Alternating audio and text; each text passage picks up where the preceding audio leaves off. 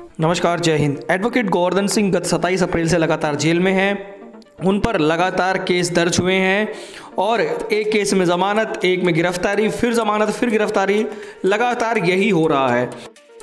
अब इसी को लेकर एडवोकेट गोवर्धन सिंह की जो बेटी हैं शुभांगी, उन्होंने अपने फेसबुक पे शुभांगी गोवर्धन सिंह से भावुक होकर पोस्ट लिखा है और बहुत ही आप देख सकते हैं जिस तरीके से उन्होंने पोस्ट करी है। मिस यू पापा जी, आज 54 दिन हो गए मेरे पापा मेरे साथ नहीं है, केवल और केवल इसलिए क्योंकि मेरे पापा ने किसी को न्याय दिलाने के लिए कोर्ट में उसकी लगातार दमदार पैरवी की थी। मेरे पापा ने अन्याय, अत्याचार, भ्रष्टाचार के खिलाफ आवाज़ उठाई और ज़्यादा से ज़्यादा लोगों को जागरूक किया। पिछले 54 दिनों से मेरे पापा के साथ अत्याचार और दुर्व्यवहार किया जा रहा है। एक थाने से दूसरे थाने, एक शहर से दूसरे शहर, एक मोहल्ले से दूसरे मोहल्ले में अलग अलग तरीके से घुमाया जाकर जितना प्रताड़ित किया जा सकता है किया जा रहा है और सब मौन होकर देख रहे हैं।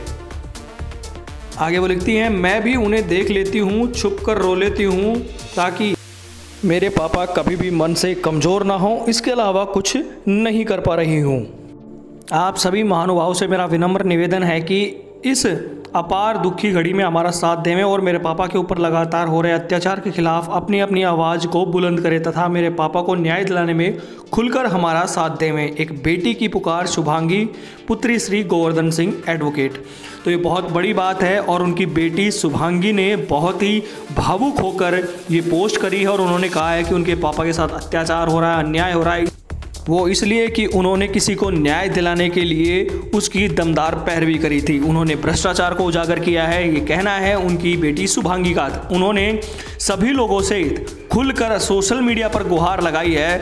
अभी तक जिस तरीके से पूरा परिवार लड़ रहा है, पूरा परिवार यही कह रहा है कि वो किसी से डरेंगे नहीं, लेकिन अब पहली बार बहुत ही भावुक होकर उनकी बेटी ने ये पोस्ट करी है और कहा है कि उनके परिवार का साथ दिया जाए, उनके पिता की रिहाई के लिए मिलकर लोग उनका साथ दें।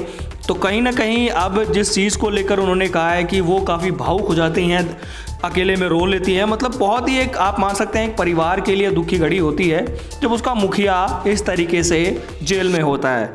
बाकी की लेटेस्ट अपडेट और न्यूज़ के लिए लगातार चैनल के साथ जुड़े।